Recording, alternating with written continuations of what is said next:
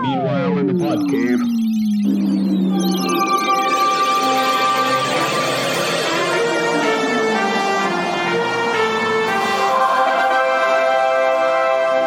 And welcome back to the Podman. Almost forgot about the name of the podcast. I'm Brad. I'm Brian. I'm Podman Ron. And we somehow or another made it back into the pod cave. It's been, I think, what did we say, 2.5 months since we've been here. Yeah, we locked ourselves out. We locked ourselves out. Yeah. We forgot where we hid the giant key to the pod cave. Right. Oh, man. It's just life. Life gets in the way, guys. Yeah, everybody's getting busy. Getting busy doing nothing. Getting busy. So what do we got going on? Well, I mean, we have missed about 3 months worth of movies. I think I don't know if we've missed anything much, though. That's the sad thing about it. Because PMR, you haven't been watching a whole lot of movies, right? No. I haven't. Well, I have. Okay. I've even seen The Flash. He's already seen The Flash, for God's sake. Brian's the one with the most dependence, and yet he seems to be the only one really committed to it. I kind of use my kids as an excuse not to do anything. What do you mean? Your kids should be wanting to go to these movies. No, they kind of wanted to see Spider-Verse, but not enough to where. But I told them no. Then I told him, you know how much a movie ticket is nowadays, son? Jesus Christ, Brad. No, well, you know what? My problem is if my kids would be like, oh, my God, Dad, there's a new the Spider-Verse movie's coming out on Friday. We got to go see it this weekend or whatever. Then I would take them. But it's not. It's like I just ask them, like, hey, do you care anything about seeing it? It's like, I guess.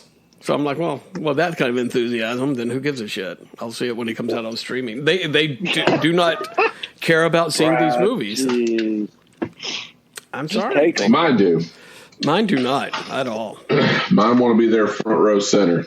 Now, most of the time we go on a Thursday night. We go to that. Did you think Alex wanted to go see Sausage Party? No. I took him to the movie and to the therapist for 6 weeks afterwards. Well, you are a better father. I'm like, all right. What are those doing, Daddy? Why are they putting... Not one of my best parenting trips. Party. Is that what really happens in a grocery store after the lights go out? Yeah, Sausage Party was like a Toy Story in a grocery store. Yeah, it was terrible. Oh my God. It was like a rated cartoon. I can't. Did you bring Gangy? Gangy, no, Gangy would have enjoyed it. Speaking of which, so a little while back, I went Gangy to spend some time with the old girl, and we watched Cocaine Bear together. Okay. You got a review of Cocaine Bear? Comedy. You know what? I do actually. There's a scene where an ambulance hits me and a lady goes out the front window and rolls and breaks her neck, and Mom laughed. Yeah. She just starts dying laughing. I'm like, she loved it. Mom, what are you laughing at that for? And she's like, oh, that was just funny. She's dead, Mom. She thought it was directed by the Zucker brothers. She thought it was like an airplane-like comedy. She just laughed at that whole movie. Good for her. I'm like, oh, yeah, I think the old girl's losing her mind. She's finding enjoyment. Yeah, maybe she thought she was watching something else. I don't know. Yep. You're the one that pressed play on this. That's what I always find dubious about these stories. She didn't say, let's watch Cocaine Bear. You did. I know. It wasn't my best. Again, not my best. It was the person I was with, but we actually watched that too, and it was disappointing. There was some funny maybe about 15 minutes of funniness out of it. I'd say 45. But yeah, once then it just unravels. Yeah. So the funniest part was at the end when they're walking away and all these police cars are driving by them and not asking them any questions. Hey, why's that ambulance against a tree and that lady dragged across the pavement that y'all just walked by? Right. It was bizarre. But anyway. Well, that was a highlight of the past 2 months for you. Yeah. Yes, we've had since the last. We've had Guardians of the Galaxy, Fast, X, not fasten your seatbelts. No. Idiots. Oh. Just very disappointing. You had But Spider-Verse. you know what? But producers of Fast and Furious have one more chance to take a Brian idea and run with it. They do.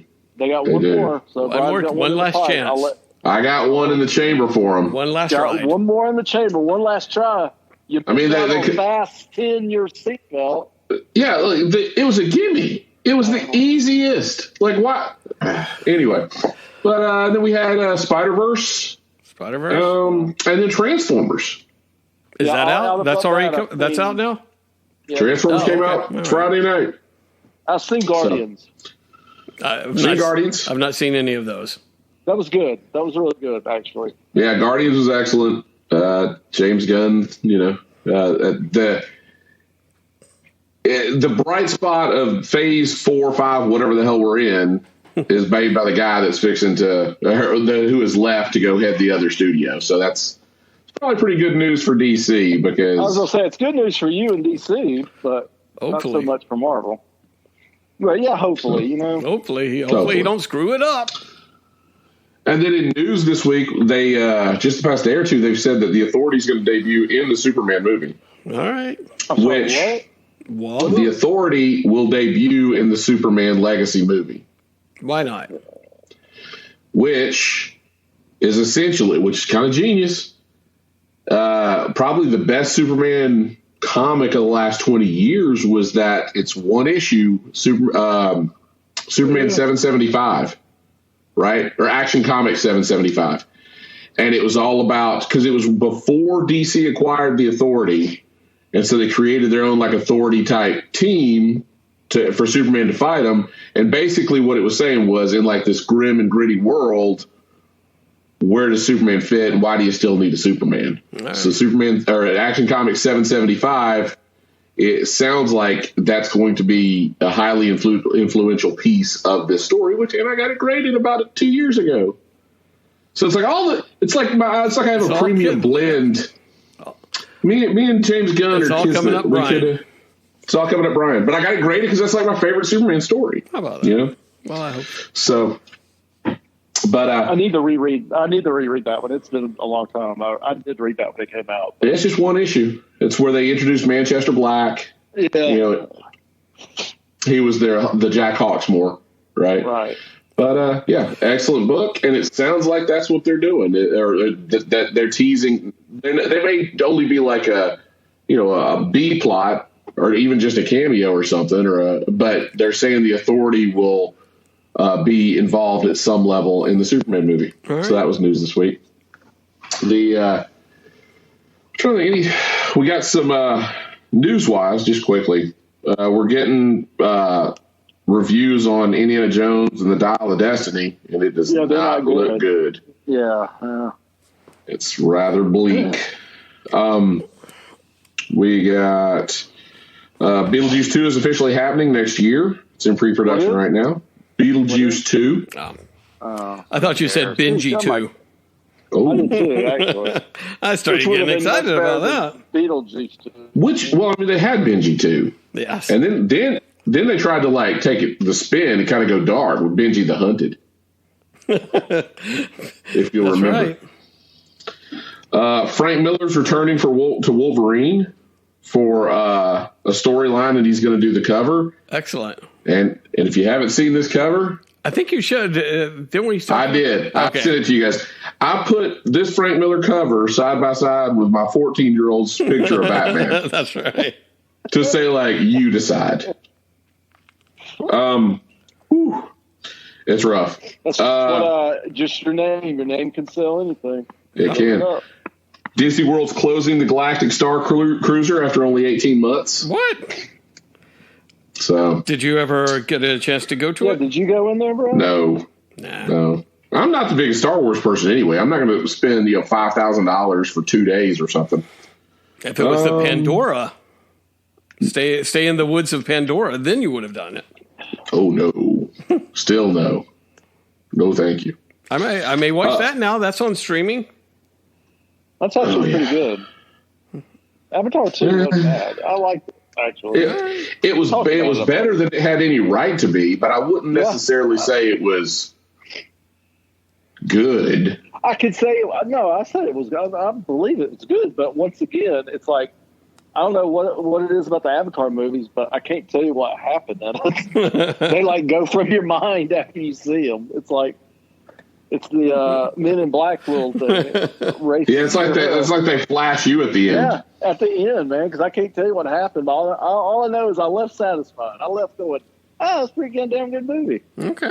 Can't tell you what happened. So, Brad, if you get a chance to look at it, watch it. I will. One day.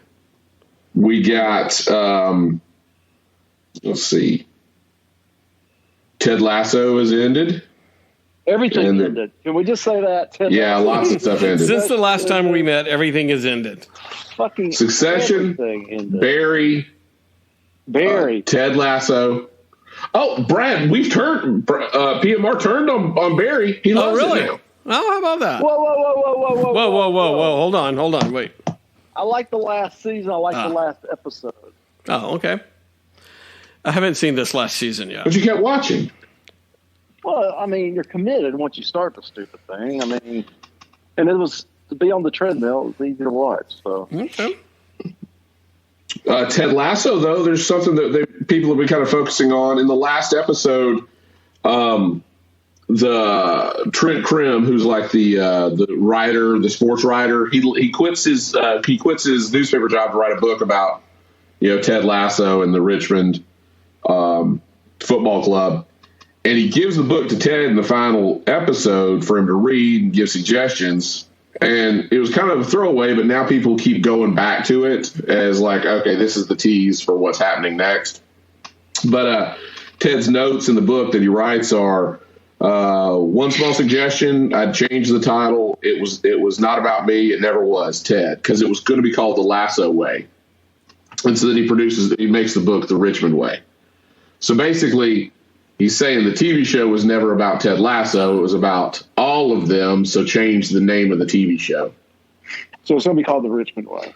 Yeah, or it's probably going to be called Richmond Football Club. But then there's the you go ahead and talk about the female team. They teased the female team at the end. So is there no more Ted Lasso? Nope. Ted Lasso's gone. He left. He flew home. Everybody else stayed in oh, okay. I didn't England. Realize that was the season series. Did you, Brian? Did you catch the nod to Cheers? No. The mailman and the big fat guy. Go back to the end when you're watching them when they're playing, Fathers and Son by Cat Stevens. Yeah. And they're going through it, and May, the bartender, she's giving out stock certificates. Yeah. She straightens out a picture of Geronimo. Oh. That's what Sam did in the last episode of Cheers. There was the picture of Geronimo was crooked a little bit, and he straightened it out, and she does that. She straightens out a picture of Geronimo. I didn't catch it. That's cool. Yeah, I thought it was pretty cool. I didn't catch it either. Cool considering his uncle's George Wendt. So, Jason Sudeikis' uncle is George Wendt, right? You know what? I didn't know that. Damn. All right. We got a trailer for the Venture Brothers movie coming straight to DVD. Know, man, I was 2 trailers. July's going to be a big month. Venture Brothers. Yeah. Justified. And Justified, yep. Fuck yeah. Well, I mean, next weekend we get Gemstones back. And Gemstone's back. But I'm sorry, me and Justified. That's like and the trailer looked fantastic. I mean, the trailer looked kick ass. Yeah, Boyd. What's his name? Crowder. No. The actor Boyd Holbrook. No, Boyd Holbrook is the new bad guy. It's funny that his name's Boyd Holbrook and Boyd, Crowder was the bad guy in the first 4 seasons or whatever, or 5 seasons. But yeah, Boyd Holbrook, who's in everything now. He was in Sandman. I think he was the bad guy in the Deadpool movie. He's in all sorts of stuff now. He just keeps popping up everywhere. But he'll be in the MCU before you know it. But he's the The official MCU. He's the heavy of this season, and I guess Timothy Oliphant's daughter is playing his real life daughter is playing his daughter in the show. Really? So yeah, she's not really age appropriate. I do not believe. Well, it all depends on. I was thinking about that too because it depends. He was in when he's back in Kentucky, right? What year was it? I mean, it's ass backwards anyway. So you assume it's the current year, but it could have just as easily been like 2008. The show went off in 2016. Then they did a time jump of like 2 or 3 years in that last scene to show that his daughter had gotten like 4 or 5 years old. Right. But who's to say that it wasn't set in like 2001, 2002, and then it jumped to like 2006 or 8? Because you got to think when they're in Kentucky, it's like they're back in the 70s. You know, it could kind of be any sort of time. The only thing that would be a nod to what year it was is like what cell phone they're using. I mean, that's about it. So true. But I'm just excited that's back. That was one of, if not my favorite show, and I'm happy. Venture Brothers is back. That just came out of nowhere. That trailer dropped on that. I had no idea it was coming or anything. But we even said we kind of speculated that it might have gotten culled, last year when they were like dropping projects left and right. So let me ask you something.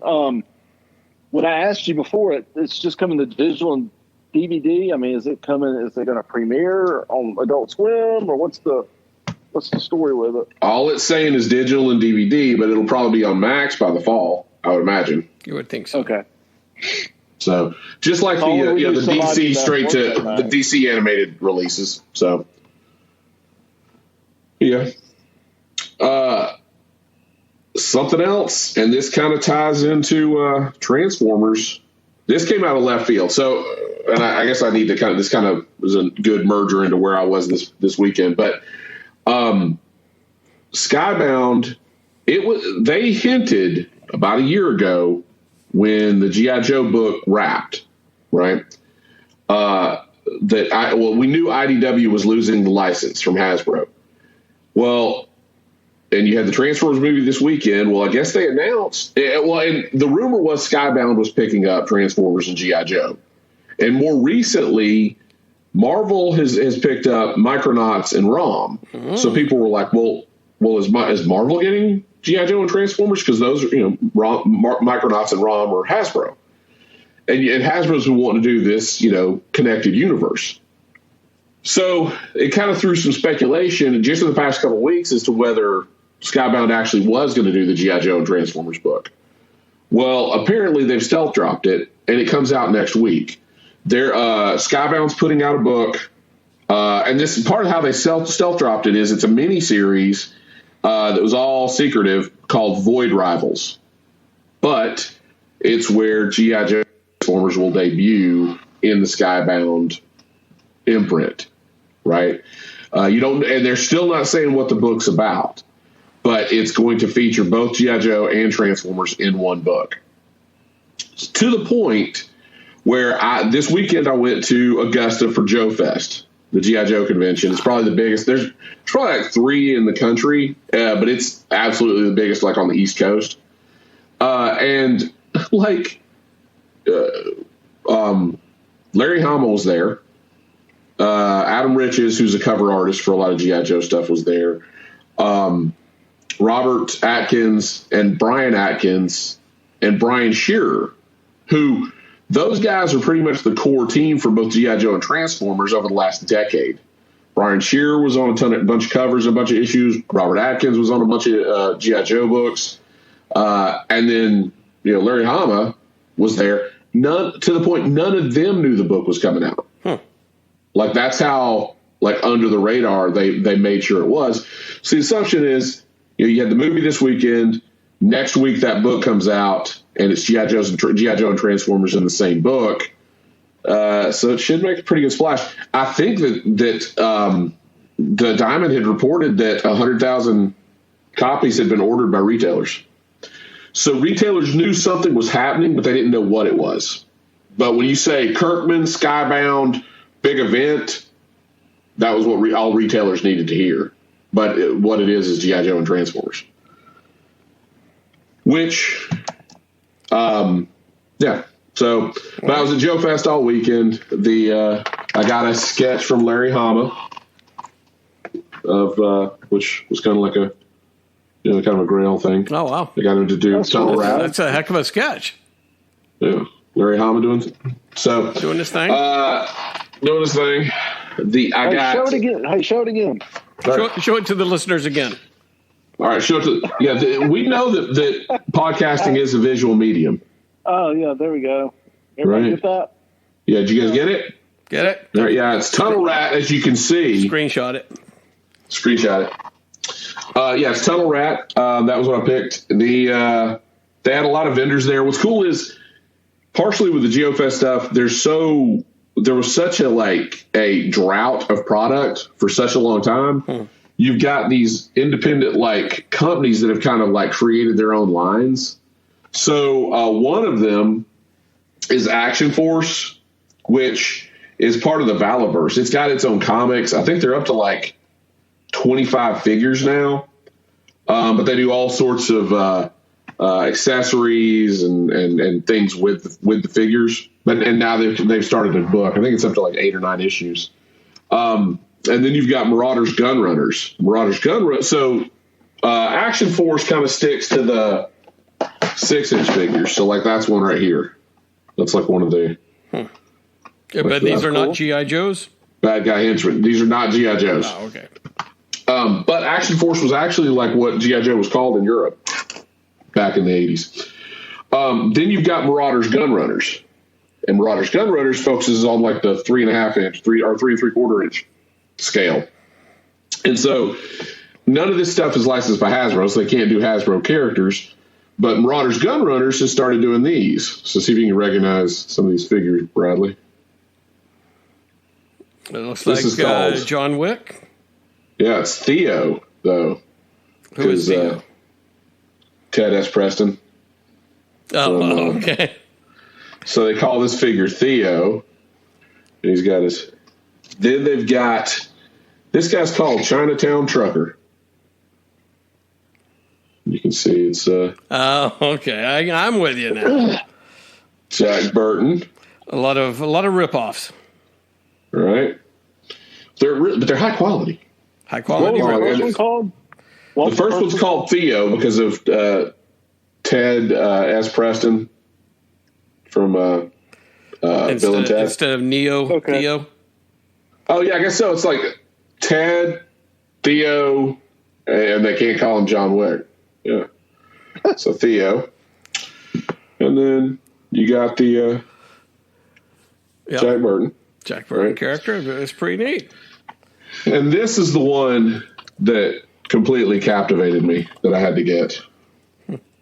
Let's see if you can recognize this character. Charlie Brown. A Charlie Brown action figure? Yeah. They call this one, I think it's End of Days Chuck. So he's kind of a 90s strapped-on Charlie Brown. That. Yeah. He's geared out. I think he's got 30 accessories. He's got a canteen, a mess kit. He's got a gas mask.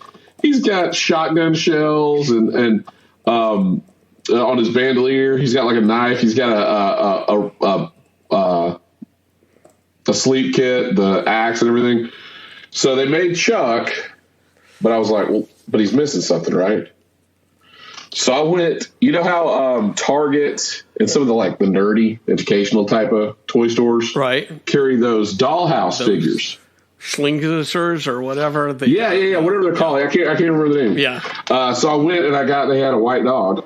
Very good. Okay, that's pretty good. So I went and I've painted I've it.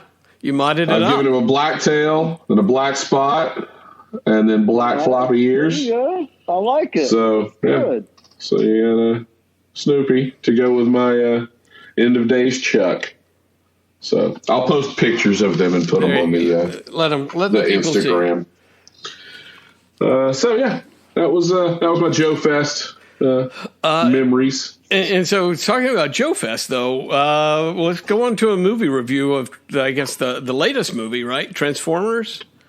Transformers, Revenge of the Primals or something like that? Watch out for the Primals? Rise of the Beast. Rise of the Beast, okay. And there's a little bit of a Joe connection in that from what I hear from spoilers.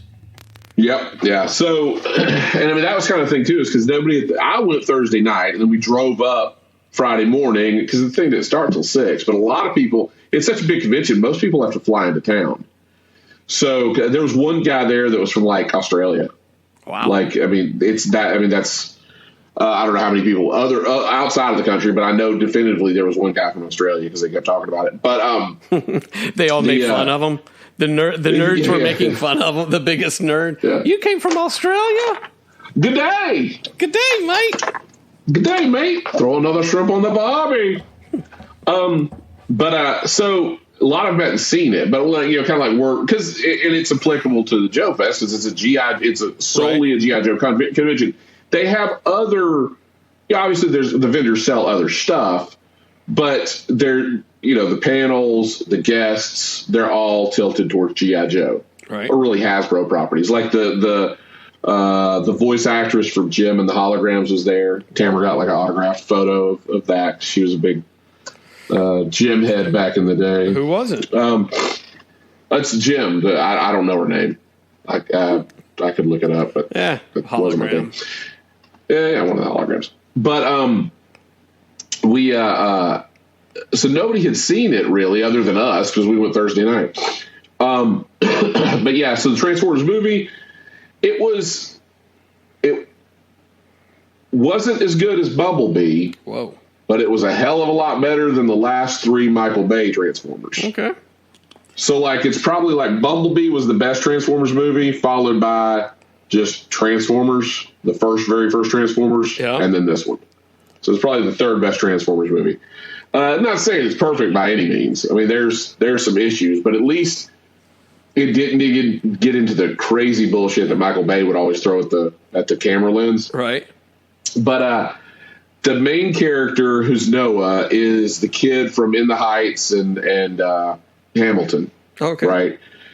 And so he's ex-military, and he's having trouble finding work. It's set in 94 in New York. He ends up, one of his like buddies from convinces him to boost a car, and it turns out to be a Transformer, right? And so that's what throws him into that world. I know when that happens. Like every time PMR talks me into boosting a car, it never works out. At best case, it turns into a Transformer. Ah, damn it! So, but all this stuff, all the stuff happens. It really kind of. There's conflicting things that happen in this to basically go wink, wink. This is not the Bay universe. Right. The big one being in the last Bay movie, it turned out that Earth was Unicron. One in this one, Unicron's attacking Earth. So they're obviously not the same planet. And in the 2 movies back, they introduced Wheeljack. And in this one, Wheeljack was a completely different character. So they brought him back as a completely different character. Not character, but a different voice actor. Yeah. And you know who the voice actor was for Wheeljack, PMR? No, who? Danny Rojas from Ted Lasso. No, really? Yeah. Danny Rojas was the voice actor. So it divorces itself from the Bay stuff to an extent, but not like going, hey, this is a new universe. But if you paid attention, you realize it's a new universe. But you get to the end credit scene, right? Yeah. And so the guy's ex-military. He can't find work. He goes on this job interview, and it's in this meat packing plant. And they're like, oh, you can go on back and talk to the guy. So he goes back, talks to the guy for this interview. And the interview just kind of takes this weird sort of turn.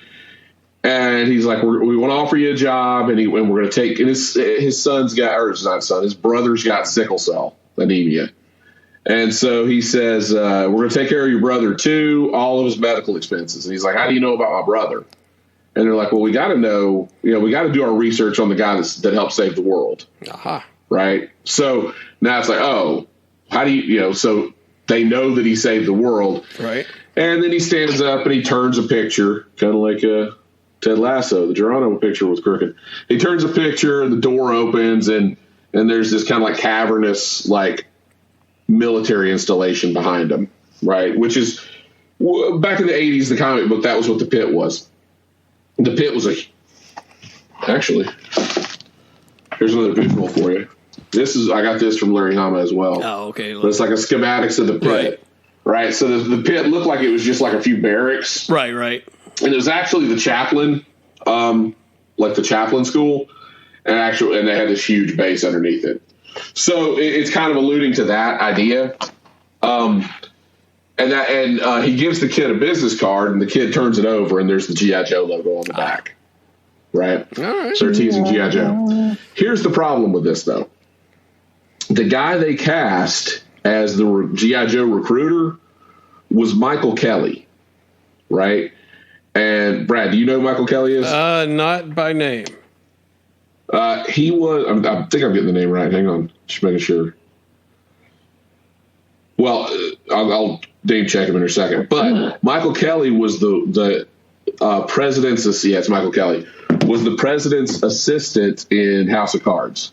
Ah. So the one that he'd always get to like murder people, and the guy that was like obsessed with the president's wife, and he was just a thorough creep the whole time. Okay. So his biggest acting credit to date is just playing this complete like creep. And now he's supposed to be the good guy recruiting this kid for the G.I. Joe. And so I pitched to Ron. I was like, what they really should have done. And I mentioned this to people at the con because word had gotten out at that point. I was like, what they should have done is made him Cobra. And Cobra was trying to recruit him and pretend like they were the good guys in the situation. And so they knew that he would be their end to the Transformers. Right. So if they could get their hooks in the Transformers early on and kind of spin the narrative, then they'd have the advantage over G.I. Joe. Also, the meatpacking plant thing fits more with Cobra because Cobra always had like these secret, Springfield was like their main base. And the reason they use Springfield is because there's like Springfields in everywhere, numerous states. Right. They never said what state it was in, but it was almost like kind of like that whole like Russian American town where they would train spies. It was that kind of idea. They had infiltrated a town, and everybody that lived in the town was a Cobra agent. Right. But the wink in the comic was always the company was always Arbco, like a jumble of Cobra. Arbco. Well, the boxes in the meat manufacturing plant all said Sizzla, which is nothing, right? Which means nothing. It means nothing. But you could have made those boxes say Arbco, and it would have been a nod to like longtime fans, right? And giving them the wink just like 2 minutes before they gave the nod before they explained it to everybody else, right? Right. And then just made the dude Cobra. That's all you had to do, and it would have played way better. People got kind of hyped that it's G.I. Joe for this. Yeah. If you'd gone the other way, there would have been a lot more hype. And honestly, if the movie was the kid getting recruited by Cobra and then realizing the whole time, wait a minute, Cobra's the bad guys. Right. That would be a little bit much of better attention there. A different take. Right. So, But yeah, that's the big reveal is that we're heading towards, and they've said that they want to work on another G.I. Joe movie, but they're basically putting G.I. Joe and Transformers in the same universe, and they will kind of work off each other. But it is weird again, right? That the comic books have peeled off ROM and peeled off Micronauts because the whole time they kept saying they wanted to do like a giant universe of all of them. So, yeah. Well, there you go. Transformers. I'd give it a 3. I mean, it's worth watching, but it's. I think I gave Bumblebee a 5. Oh, Bumblebee was perfect. That was a great movie. Yeah, Bumblebee was fantastic. Oh, and I'll tell you this: there was this whole this sequence that they basically wrote for Little Brian Podman, where So you've got Bumblebee fighting at the end of the film, and Bumblebee can't talk, so he plays recordings, right? Right. He's got in all this these movie recordings. still he does that? He still does that. Oh my God. He still does that. But the recording he plays when he does his big. I never understood one thing. I never could understand, like, they're these technological advanced super robots, but he can't get his fucking voice fit. Well, considering he's effectively dead and then comes back right at the end of the movie, it makes it really like, well, you really can't fix his voice box? Yeah, but come on. But he speaks in sound bites and clips and stuff. Right. And so when he does his big like action sequence and tips the battle in the Autobots' favor, and it kind of pans to him for like his reaction shot or whatever, they play Roddy Piper's I came here to kick ass and chew bubble gum, nice. and I'm all out of bubble gum. So I'm like, that if I had been, well, it almost happened at 47. If I had been like, If I was 12, 13 years old, my brain would have melted. Like, wait a minute, he just quoted Roddy Piper. Brian yells out in the theater, "What the hell just happened?" Holy shit! We got they live. We got they live. We got they live. Oh my So, goodness. yeah. Yeah, I'm trying to think. I don't recall seeing the Bumblebee movie, but if it's got a 5, maybe I'll check it out somewhere or another. It's very good. Haley Steinfeld, or Steinfeld. Yeah, whatever. She's excellent. But She was as great. she was Great in Hawkeye. Yeah. You know what, PMR? Here's a something that I will say to you, PMR. That there's some truths to it, but I'll add a little flavor to it and make you feel good. I just about maybe call it 2.5 months ago. No, not too long ago, I realized that the archery place where Odin shoots at, and you shot there one time. A lot of those bows were used in Hawkeye as props and stuff that, and Haley's her apartment or whatever type stuff. So you could have held one of those bows. What? Oh, gosh, damn. Yeah. Dude. So part of that is true. The part about you could have been holding one of this, that may be a stretch, but yeah, I just learned that, so I thought that was pretty interesting. That's pretty cool. Man, that is pretty cool. There you go. But speaking of Haley Steinfeld, we got Into the Spider-Verse. Into the Spider-Verse, yeah. Everybody seems to be loving this movie again. It feels like it's. Brian. I think Alex said it was really good. Brian said it was really good. For me, it's. I'm sure it's just too late. I just don't care. But Brian says that you should care, right? Yeah, it's 5 out of 5. Wow. Easily. Better than I Bumblebee. fell asleep during the first one. The first one I fell asleep during. I don't know how you fell asleep in the first one, but this one, there'll be no time to fall asleep. There'll be no time. It starts off gangbusters and just like builds. The thing with it is, I think part of the piece that I appreciate most about it is it's Empire Strikes Back, it's Avengers Infinity War, right? It's not right now. It's like they want to have like that middle. They want it to be a trilogy, but they also want to be able to wrap each individual chapter in a nice little bow. And they don't do that with this, right? So it ends on a really kind of like a dark note. It's a heavy cliffhanger. They lose. I mean, essentially Miles loses, right? So and honestly, the scope of all this just blew up. I always complain, like, what are the stakes? What are the stakes? Right. This movie was all stakes, on so many levels. It's, Gwen has stakes in her little universe. Miles has stakes. The entire universe has stakes. Like, there's ramifications everywhere for all of this. So, but yeah, this is very good. It's even with, I would say, it's best movie of the year so far, right? Really? Yeah. and I would, and that's kind of saying something because I feel like Flash was up there until I saw this. What about Flash? Huh? I feel like Guardians would be better than Flash. Well, maybe. Oh, you're right. Yeah, Guardians. It's I should have. Yeah, it's probably Spider-Verse, Guardians, then Flash. But it's excellent. All right. So I gotta rewatch the first one because, like I said, I fell asleep through the first one. Are you sure you're not me? Hell, I paid to fall asleep during it. It's like God. So I want to rewatch that one and then I'll go see this one. All right. Well, I will see it when it comes on streaming, I think.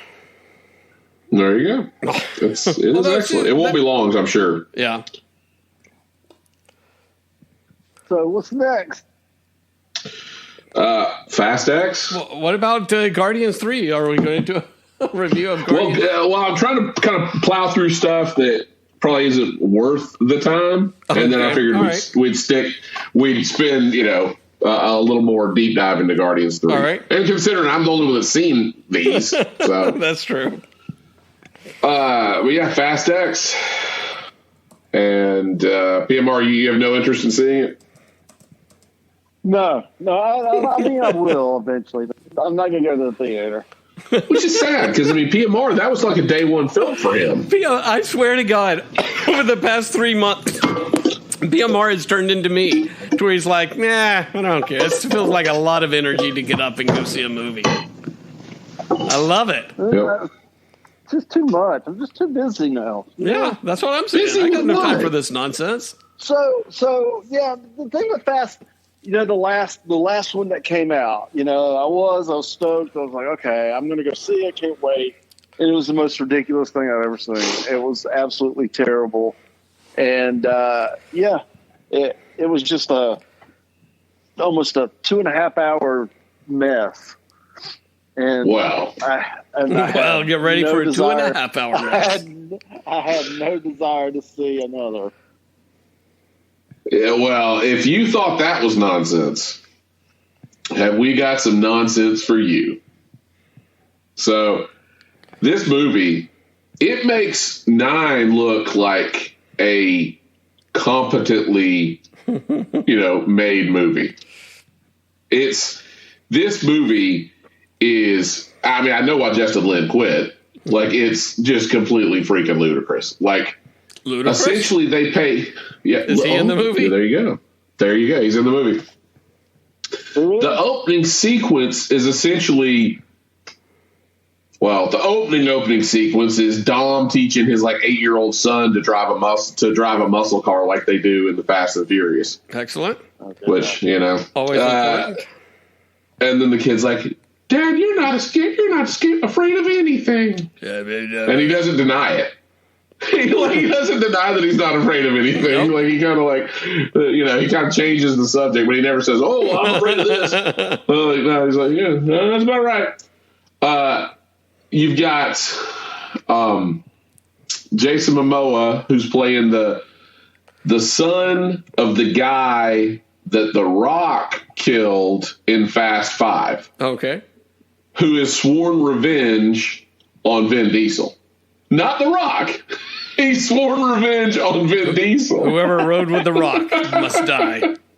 So, for one reason, Hobbs is the one that killed his dad. And it wasn't like, apparently the way this all played out, he knows that The Rock's the one that killed his dad. And Hobbs shoots him, like in cold blood. Right? But he doesn't choose to go after Hobbs. He blames, Vincent or Dominic Toretto. You got to look at it like this. If it wasn't for, Vin Diesel, then Hobbs wouldn't have had to kill his dad. So it's all Vin Diesel's fault. Fucking Vin Diesel's fault, man. Well, then you've got the whole weirdness of now you've got Dom's kid is in peril, and Jordana Brewster, who what's her name? Dom's sister. Sweet Tits? I don't know. There you go. Yep. Sweet Tits. So she's there. McGee. She's there watching little Brian, right? Where, Brian is not dead in their universe, and they have 2 kids. So it's like she's either like a really shitty mother, or her and Brian are in some sort of trial separation, and they never, admit it on the screen or something. It's really bizarre. And then that's where John Cena comes back in. And I want to go back and watch 9. Was there ever a moment where John Cena took like may have had a traumatic brain injury? Because why? Is there a reason? Is he goofy now or something? He's a completely different character than 9. He's fun Uncle Cena. Like it's like and he's the one that stuck with little Brian for 2/3 of the movie, and it's like Sloth and Chunk running around the world on adventures.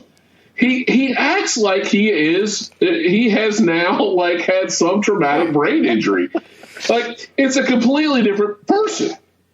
He acts completely differently. He's just like, it is bizarre the turn he has taken. The fact that he was trying to kill Dom in the last movie, and now he's making ice cream sundaes with little Brian and building pillow forts. I mean, it's so fucking bizarre. God. I bet the director thought no one would notice. No, he'll notice. Then you've got Letty. Letty gets captured with Cypher, and so they're basically doing a Tango and Cash thing the whole time. Letty and Cypher are. Tej and Roman and everybody get separated from Dom, and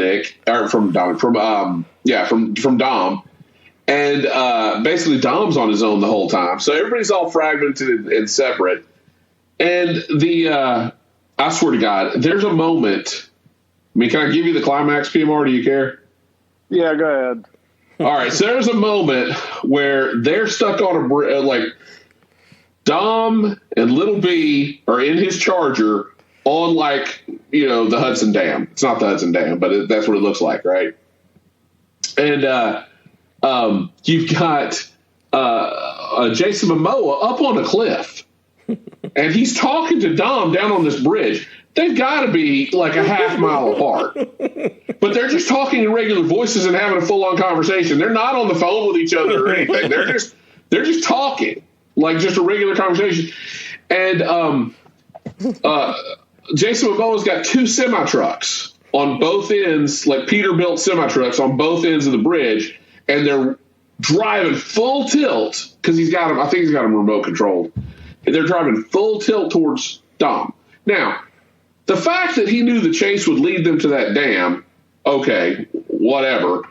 That he had 2 Peterbilts at both ends that are remote controlled, that he can basically have them crash into Dom and pancake him, right? So Dom jumps over the bridge and jumps off the dam and drives down the dam. Just completely defies physics. He just drives straight down and then like across the water. He like skips across the water like a stone, and then the car sinks. It sounds like a movie you would like, PMR.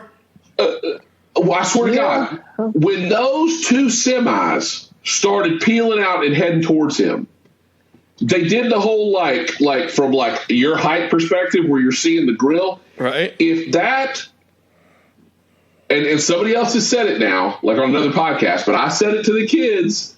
Like the minute we got out of the theater, if that semi-truck had transformed into an Autobot at that moment, right, I would have been like, this checks out. I would have been nonplussed on any level. It would have made all the sense in the world. Yeah, I feel like at this point, why haven't these cars started to transform? Right.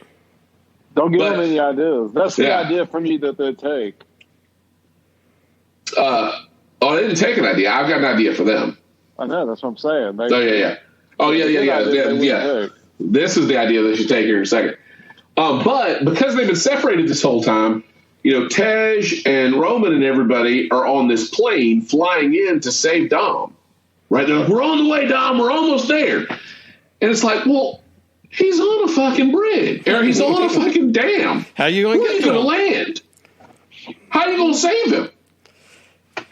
Nah, don't worry about that. And then, of course, Reacher the guy that plays Reacher, who just is completely ludicrous. I mean, Jason Momoa is totally ludicrous. I mean, he's basically playing Jack Sparrow, but he's crazy. And then Reacher shoots a rocket at him and blows him out of the sky. So the cliffhanger is, oh, they're dead.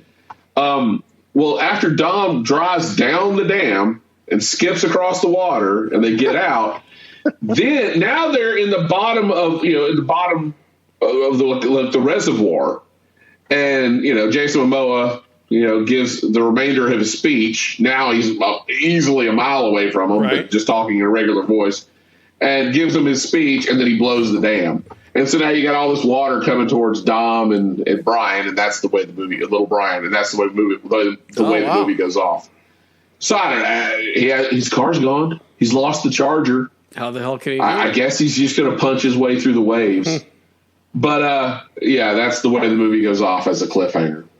That's the cliffhanger. That's the cliffhanger. All right, that's what's supposed to leave you on the edge of your seat till the.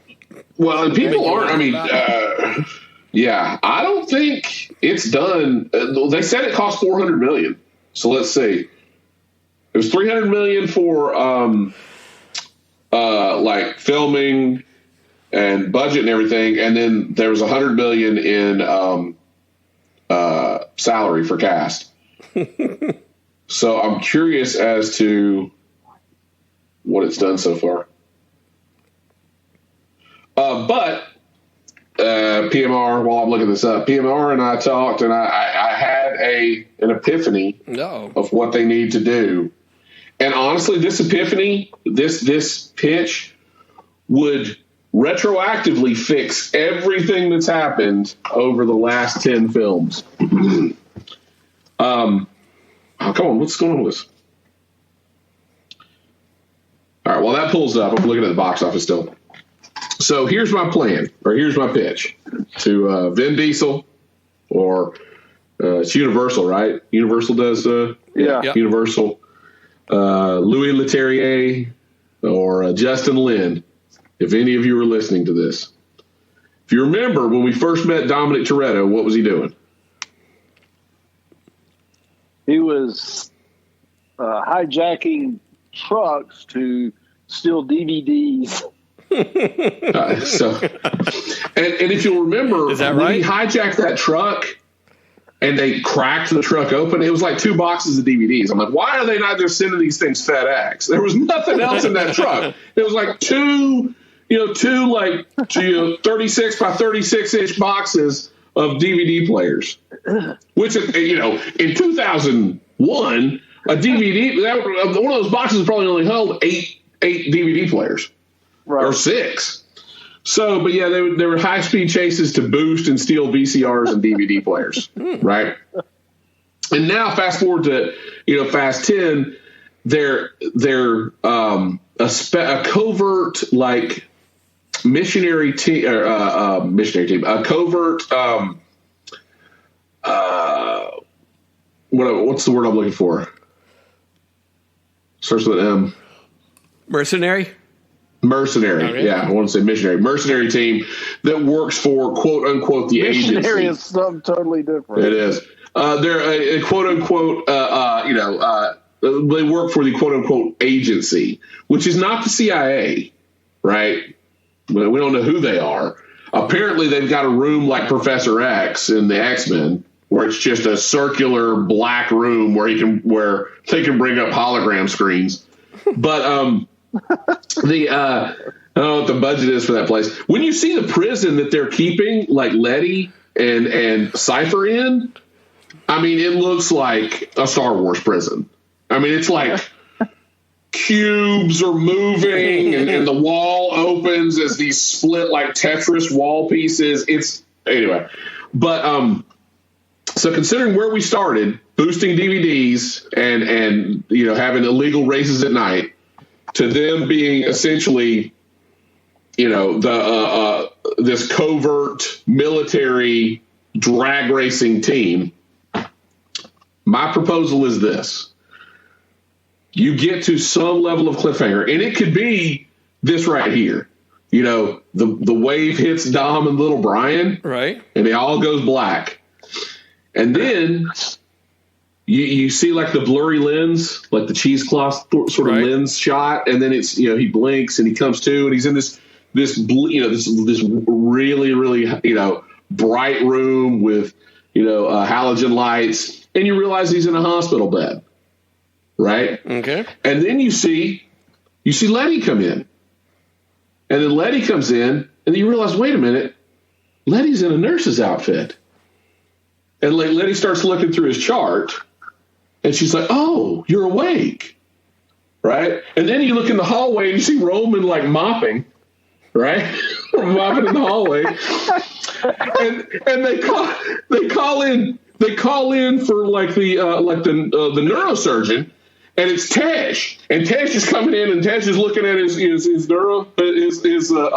brain waves or whatever, and they're like, "Take it easy, take it easy. You've been out for a long time. Just take it easy, take it easy. Don't try to speak. Do you know what happened to you? Do you know where you are? Right?" And you come to find out that Dom, the first time he hit the NOS button in his car, lost control, careened into a wall, and he's been in a coma for the past 20 years. That would make sense. And all of this has been a fevered coma dream. And so you've got the Newhart / Wizard of Oz ending, where he's like, well, no. I worked for a super secret military agency racing Dodge Chargers. The first time you tried to boost the VCR, you hit the trailer. Yeah, he hit his head. He knocked himself out. Immediately, and then they pull back the covers, and he's all emaciated. He's still got that giant fucking head, but he's all like emaciated because he's been in a coma for 20 years. That would be good. That would be the best ending ever. I mean, that would be a class. That would be too hard. He could do and you were there. Right. Were there, the Wizard of Oz. Look. Oh, God, that would be great. This is a great idea. That's the only way to end that turn of a movie. It would be fantastic. So, there's my pitch. So, what rating do you give this movie?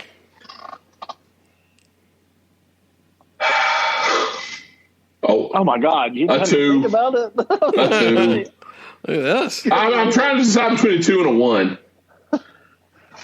I'll give it a 2 just because of how ludicrous, how like you need to see it just to understand how off his nut Vin Diesel is. Oh, but we also did get another post-credit scene, Brad. Have you heard about this one? I have not. So you have a post-credit scene. Somebody's breaking in somewhere to get something. I mean, they give you no exposition. You don't know why he's doing it. It just is happening. Yeah, somebody's breaking into a facility to steal something, and the alarms go off. And the guy pulls off his mask, and it's The Rock. So Hobbs is back. Oh, how about that? That's great. After, the debacle of, Black Adam, he's done this before. I'm back. When he's put out some shit, he's course corrected and got back. It went back to things that people like. And his TV show got canceled, right? Yeah, I was going to say, the TV show got canceled, so nobody's buying what The Rock is selling. No, The Rock is tapped out. Technically, nobody's smelling what The Rock's cooking. That's BMR. Right, yeah. Oh, did I get that wrong? Yeah, that's okay. Nobody's smelling what The Rock's cooking. Well. So, Hobbs will be back. But, this movie, I mean, both the best and worst, the best part of this movie is probably Jason Momoa. But there's, even, the beginning sequence, or the beginning, race sequence of this is, effectively, they're playing pinball through Vatican City. Right, he's got a bomb that's in a sphere, and they're having to knock it around the city to keep it from keep it from blowing up, and trying to get to whatever the river is outside the Vatican. But literally, they're working on the bridge of the Vatican, and they got a crane. So what does Dom do? He jumps he jumps his car, hits the crane. The crane spins like a pinball bumper, and it knocks the ball. It's like Mousetrap. Knocks the ball into the river before it explodes. Oh my god! So sad. So, yep. Well, I think the only way, I feel like the only path they have is my ending. So try to save it somehow or another. Call me. Our DMs are open. Justin Lin. Yeah, the Podmen at Vin Diesel. Podmen. That would be great. PMR. So, do you plan on seeing this movie ever? Like when it's on streaming, will you watch it probably, or before that? Yeah, I may watch it on streaming. Okay. All right. If I have to. If I need a movie to watch, I feel like that would be a movie that you would turn on, and then like within 15 minutes you'd be on your iPad, and then by the end of it you're being like, oh, it's over with, Like I don't know. I think that's one of those you have to see it at the movie theater, so that way you don't turn on your iPad or walk around. Yeah, you're forced to pay attention to it. You've got to do something. That could be true. So, but I don't know. That last one before this one, it was just so bad. All right, so not doing too good with Transformers and maybe it's the car related video or movies that are not doing too good, but Spider-Verse good. Brian said he liked Transformers. Yeah, I like Transformers. I mean, it definitely had like opportunities, but it was better than 3/4 of the things that Michael Bay gave us. So, and now on to Guardians 3. Now on Guardians 3. All right, Guardians 3. I'm by the time we get the podcast on the air, I think it'll be available on Disney Plus to watch. Probably for those like myself that have not seen it yet. I read enough of the spoilers and everything that I feel like I got the gist of the movie. But Chris Pratt kind of in the trailers and everything, his character kind of seemed a little off to me. But I don't know. That was just from the trailers, and we know we can't read too much from that. But you guys both enjoyed it. Actually, I know what you're talking about. But no, I thought they didn't. No, I thought he was pretty on spot. Considering what's happening to him. Right. So, you got to think like his mom died, Yondu dies, his girlfriend dies, comes back and wants nothing to do with him, and then effectively Rocket's about to die. So, he's been through some shit. Star-Lord has seen some shit. So this picks up pretty much right after Avengers Endgame, I guess, sort of? Or after Thor Love and Thunder. Oh, okay, yeah, because they were in that for right. And you really got to watch the Christmas special to get a couple of things. Like, now that they live on, Nowhere, which is the Celestial Head, so that's their headquarters. And that Mantis is, Star-Lord's sister, and you get both of those tidbits from watching the Christmas special. So, but more or less, this is a Rocket origin story, and it's a good one. I thoroughly enjoyed it. I mean, it was really. James just never bet against him. It was very nicely done. The whole story was. All right. Just small things of it too. Just small little things. Well, like the stuff with Floor and Teefs and Lila, right? Yeah, that's kind of what's ingenious about the way James Gunn does stuff is he can kind of use the humor to enhance when there's like an emotional moment to to make it to honestly really like twist the knife a little bit more. So it's very good. Okay. Well, the difference between him and like the guy who does Thor, that he tried to be funny and it just doesn't work. Waikiki. Yeah, who everybody's now Chris Hemsworth's kind of turned against him. Yeah, everybody did because the show sucked. Oh, Hemsworth did? Well, he was just like, maybe that last Thor movie wasn't too good. Maybe it tried to be too funny.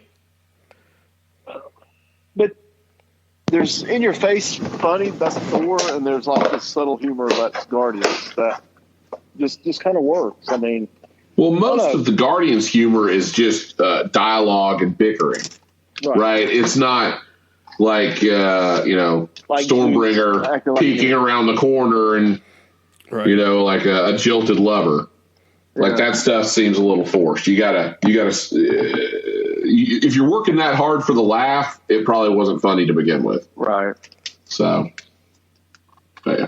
Yeah, it ended really good with the Guardians. It ended pretty much where they could bring him back if they wanted to. Okay. But they did tease that Star-Lord will return. Oh. They didn't say nothing about the Guardians. And I don't think I've shared this, but I have a theory about that. We can get to.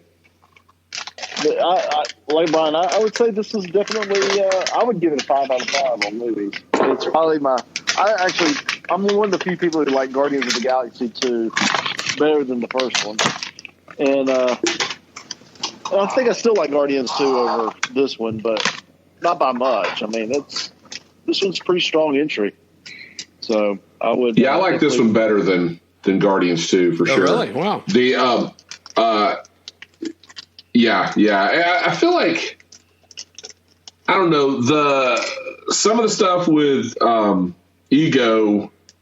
I mean, it wasn't like it.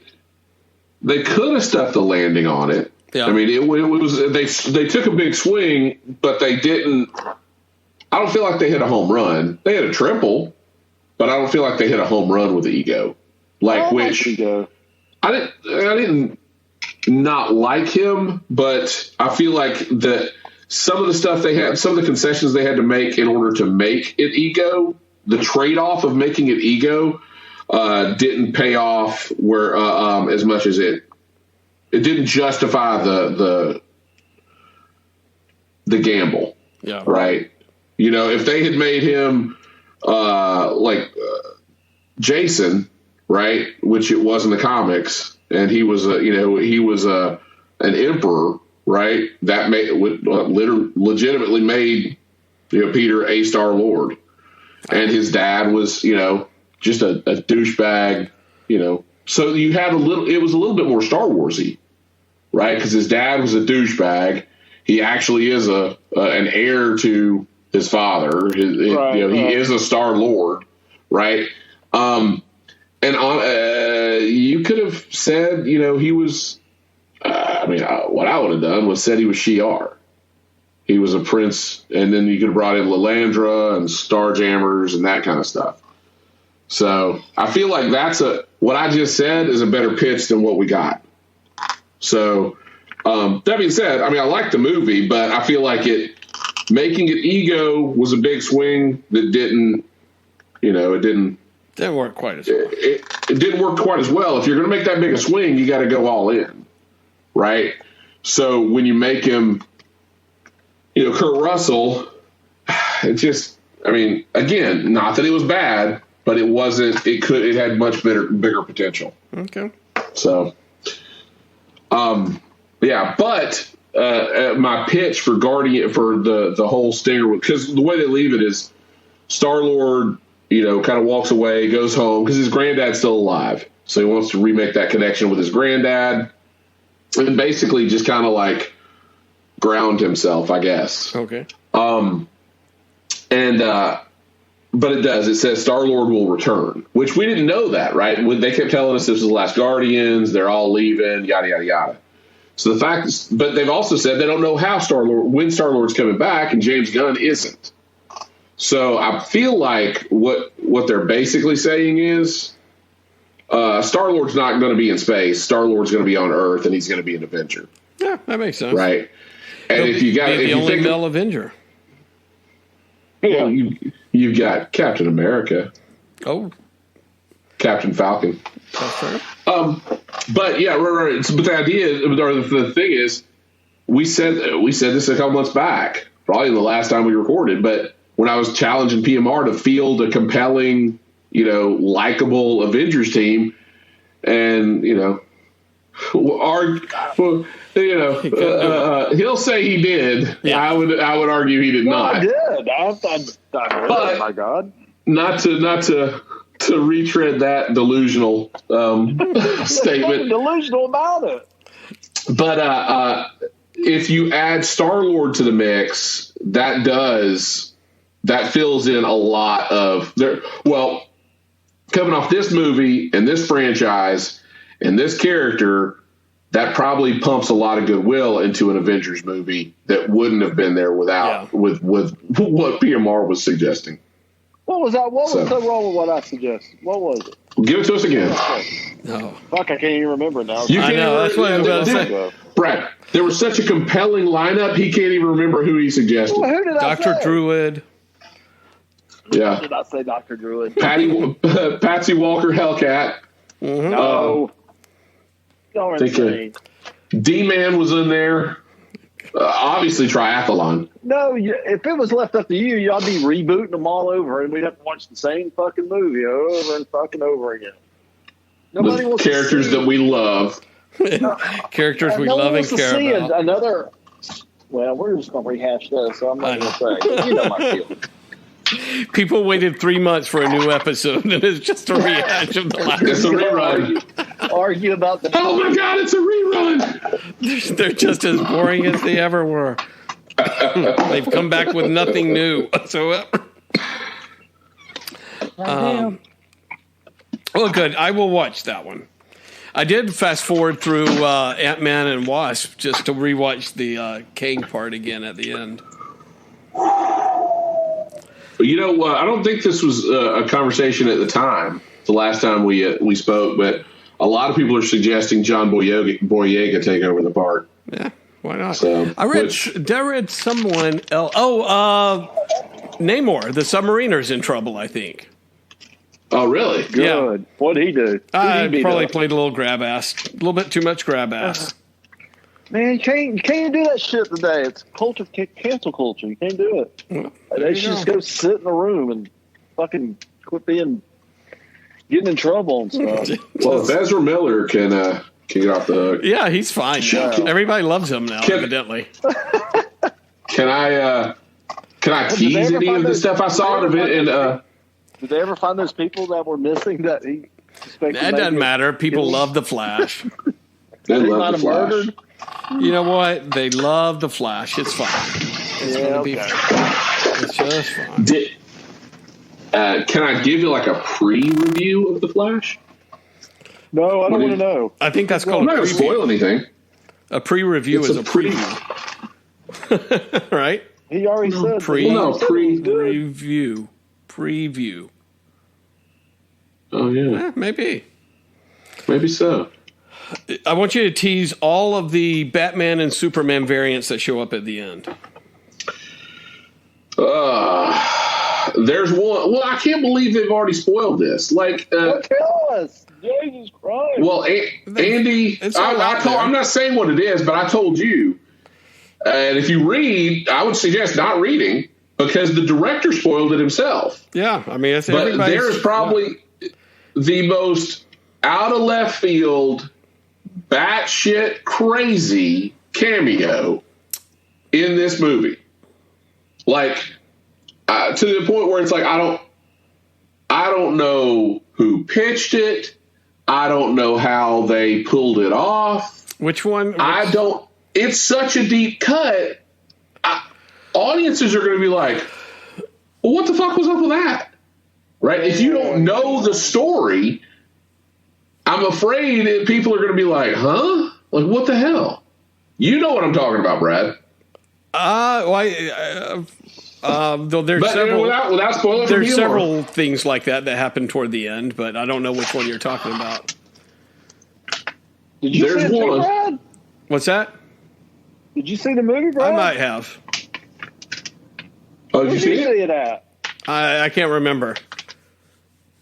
I can't remember if I saw it or not, but I'm aware of what Brian is talking about, I think.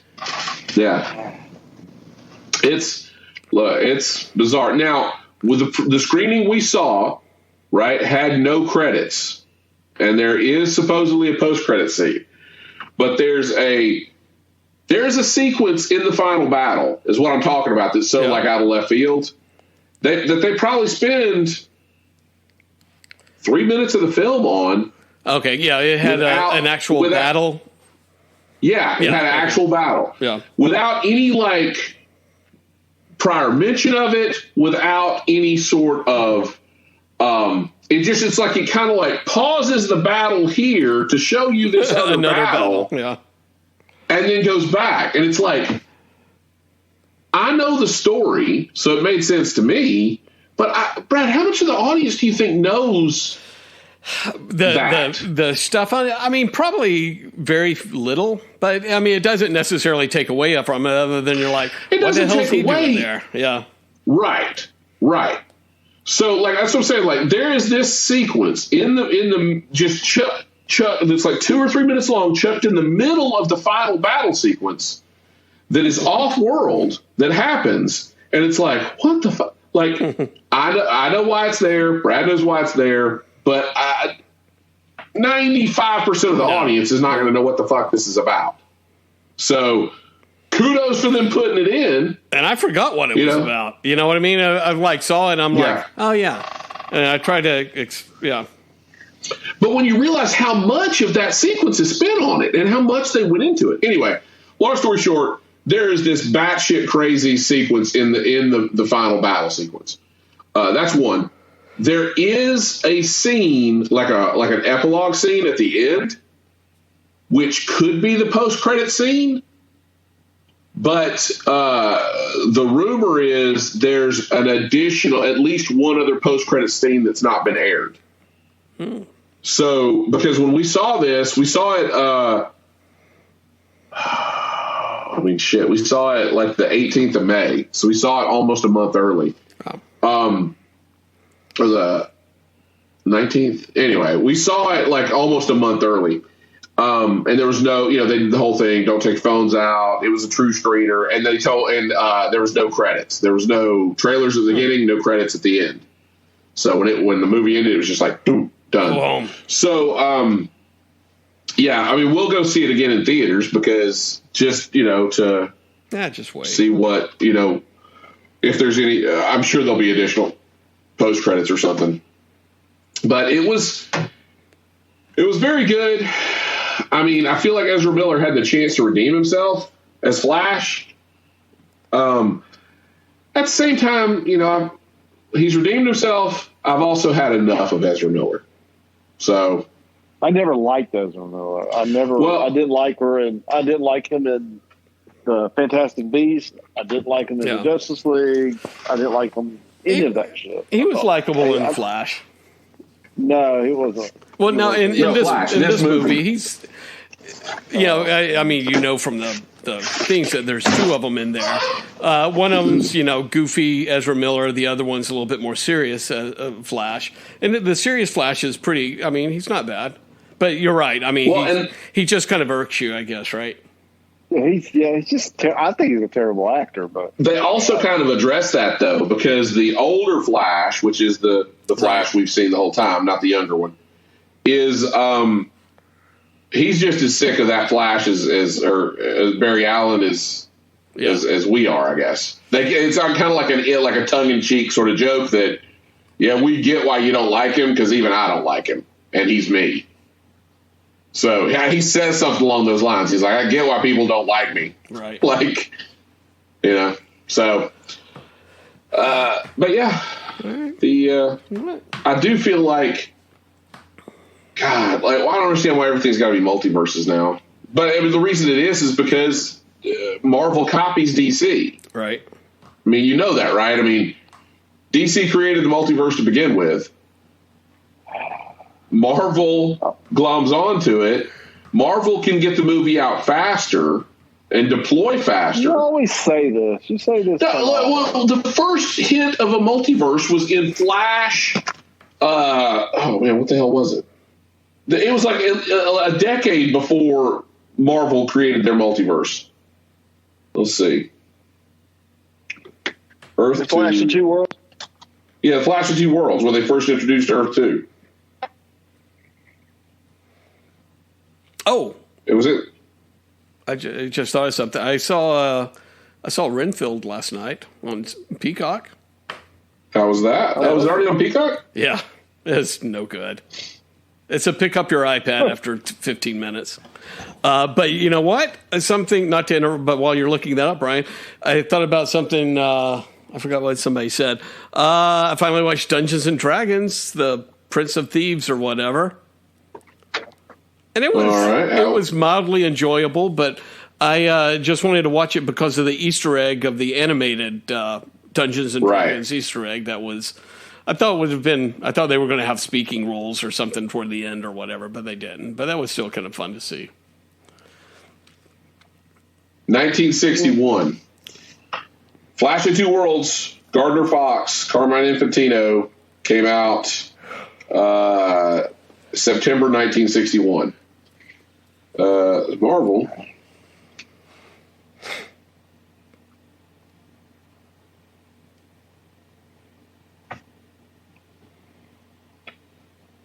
Come on, Wikipedia. Dead air. I know. You guys can talk amongst yourselves while I'm doing this. Have you seen actually doing something? Have you seen Dungeons and Dragons, PMR? You might like it. No, I haven't. Man, I heard it was good.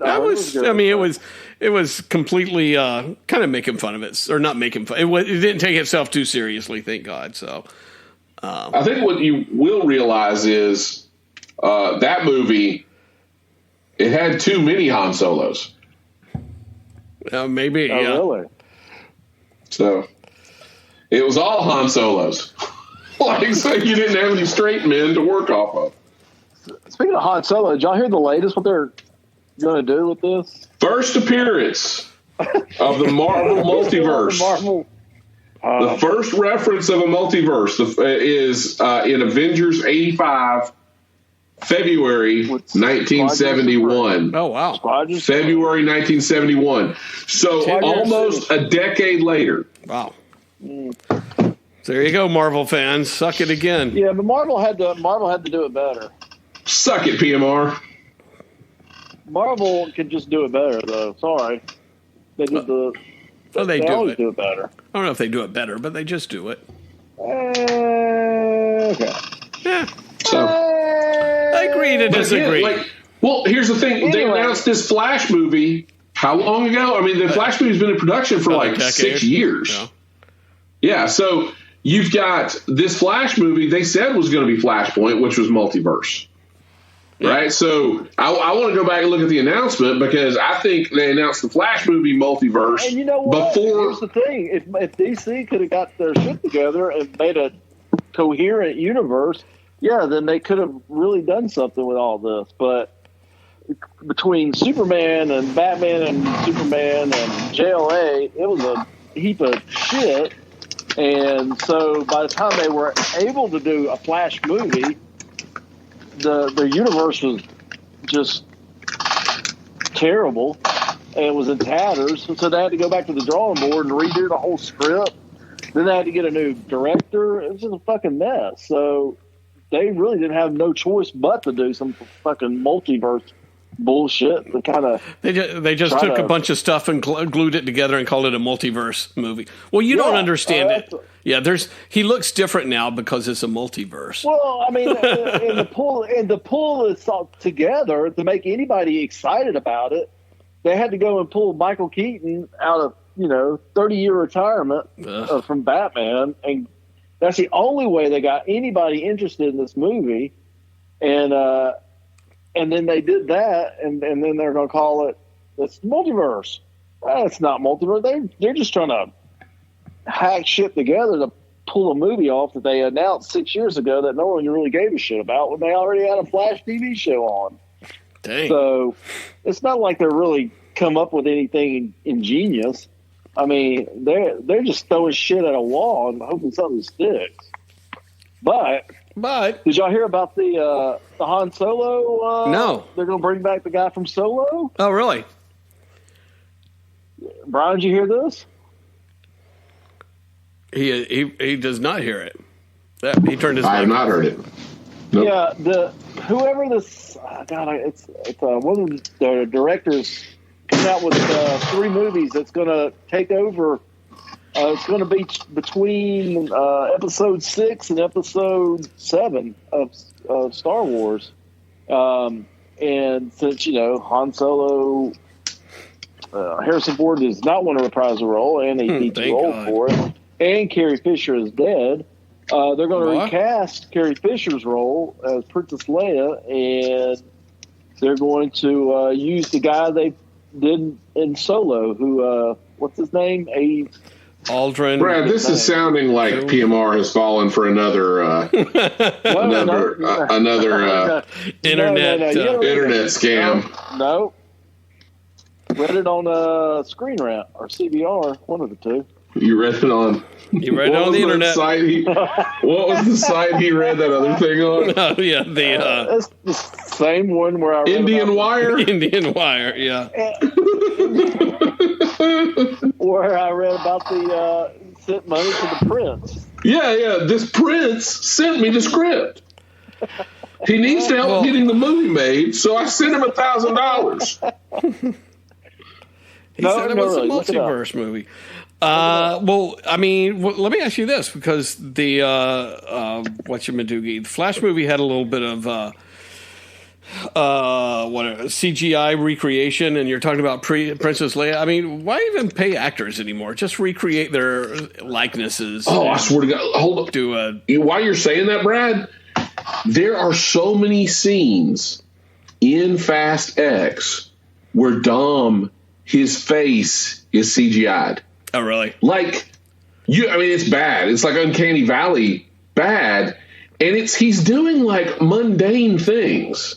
There's no reason he needed to be CGI'd. I guess barbecuing. They just couldn't get him out of the trailer to come shoot the scene where he's fixing breakfast. Or they're trying to Facetune him. They're Facetune. But that's what we live with that nowadays, right? Why not? Why do we need actors anymore? We can get. I think that's why they're striking. That's what they're striking. We can get right chat bots to write the script. Yeah, and don't need actors. Fuck them. They can whine and complain about not getting paid, and fuck them. That's why they're all worried about right now. That's what they're trying to get. PMR. So Brian has been very busy the past 2.5 months. PMR, what have you been watching? Nothing. I've been very busy the past, but not all right. Just busy. That's fair. What about you? What have you watched? I said I watched Dungeons and Dragons and Renfield. I've rewatched Righteous Gemstones and Vice Principals and Eastbound and Down. Those are all good mainstays. Trying to think if I've watched anything. I've watched some Entourage. Okay. I've not watched Entourage. Good show. You need to watch it. Yeah, nothing much. I've watched. We went to the remainder of my world travels. We went to New York for a week. It was the first time in New York. Yeah. We watched Harry Potter and the Cursed Child on Broadway. Nice. All right, how was that? I love it. Brian got to see it. So only one show now. When I had to see it, they was split in two. You had to go twice. Yeah, it was 3.5 hours with a 15-minute intermission. So, but when PMR went, you had like a matinee that you went to, then they broke for like 3 hours, and you came back and watched the end of it. You had to find tickets for the second one. It wasn't even Oh, wow. You had to buy a ticket for part one, and then you had to scramble and find a ticket for part two. So, yeah, it was totally different. Oh, I didn't realize there was 2 different tickets. Yeah, 2 different tickets. Broadway's a bigger scam than the movies. Yeah. It was good, though. It was well worth it. Well worth it. Yeah, I mean, it's better than any of the Fantastic Beasts stuff they put out.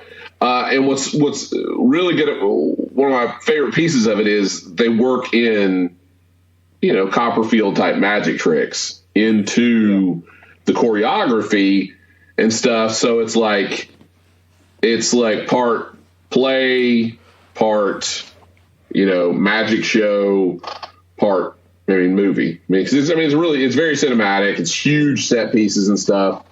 And what's wild is, because I read the play, and I don't think it clicked when I read the play, how well this would translate to a movie. And honestly, it would translate into 2 films, because at the break, at the end of the first act,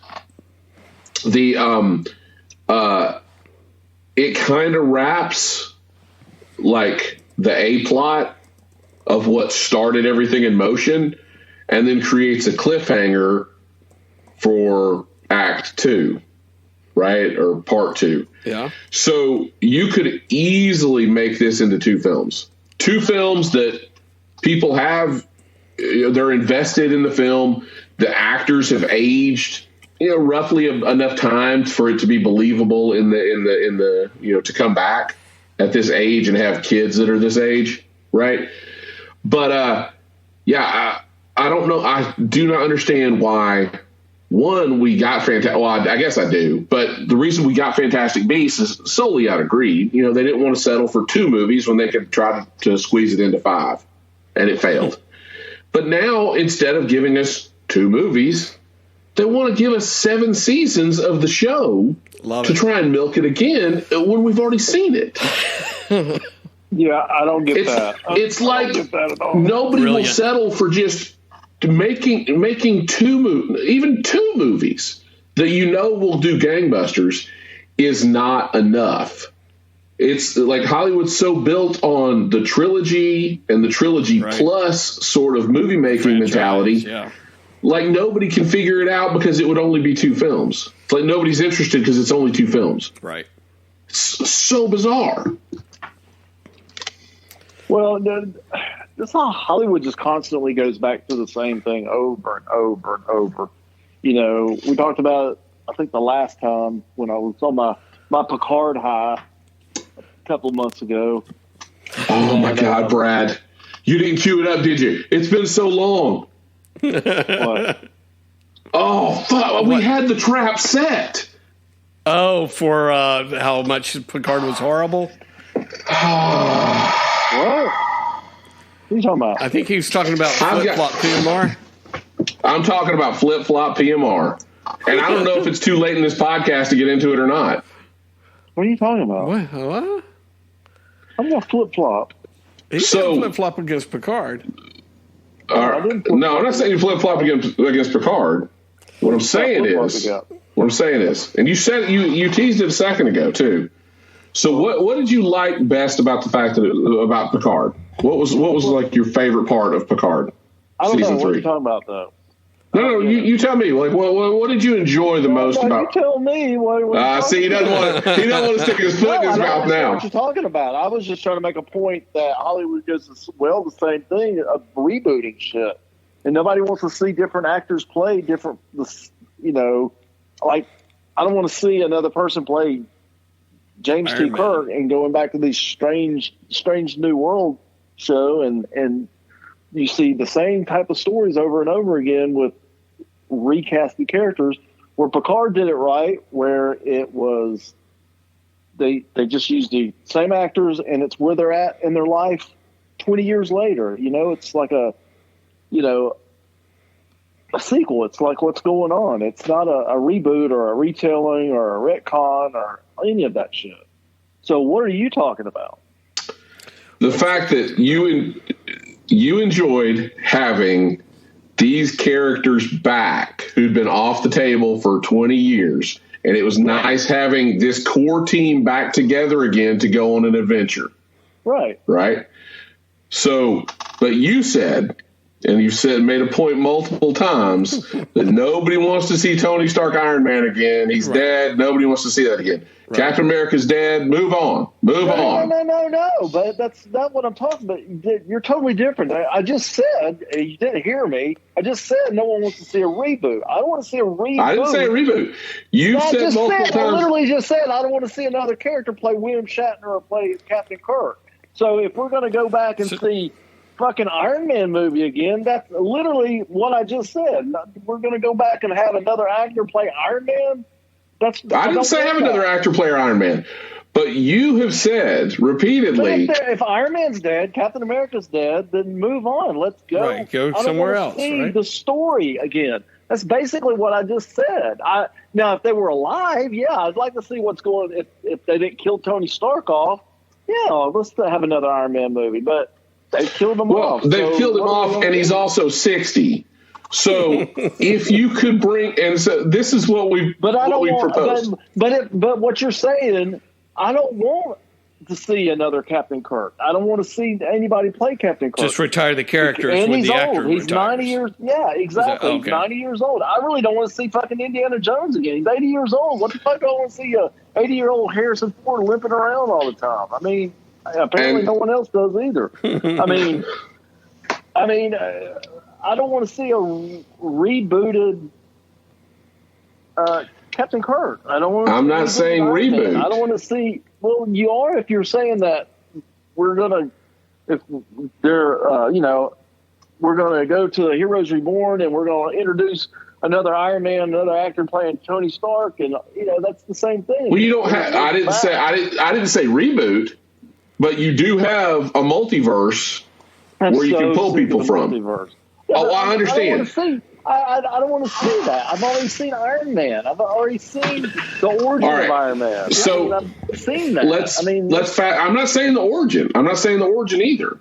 We just saw. I'm getting really tired of seeing another Batman. I'm getting tired of seeing another Superman. I mean, I think everybody is. I think that's one of these things are not sticking because. And yet, when we saw No Way Home, right? Yeah. You said you wanted to get an Andrew Garfield Spider-Man movie. Because you could do that in that universe and have a telling. I said that because Sony needs a Spider-Man. That's their Spider-Man. And they could have their own Spider-Man using those stupid villains that they keep trying to make movies out of in their universe. And then they could have Spider-Man to go with their stupid villains. And he would be completely different because I've often said that the MCU Spider-Man is totally different from the Spider-Man we know in the comic book. And I like him, but he's the MCU Spider-Man. He's different. He's got a different feel about him, the whole 9 yards. So you could do the Andrew Garfield Spider-Man and take from where we left off in his film 7-8 years ago when they ended, and then do the Sony stuff. Different thing, totally different. It's not rebooting that character. It's a continuation of his 2 movies, his 2 Amazing Spider-Man movies. And so to my point, what I've said all along, if they're still making Marvel movies 20 years from now, okay, yeah, you're totally fine never having another Iron Man movie. See.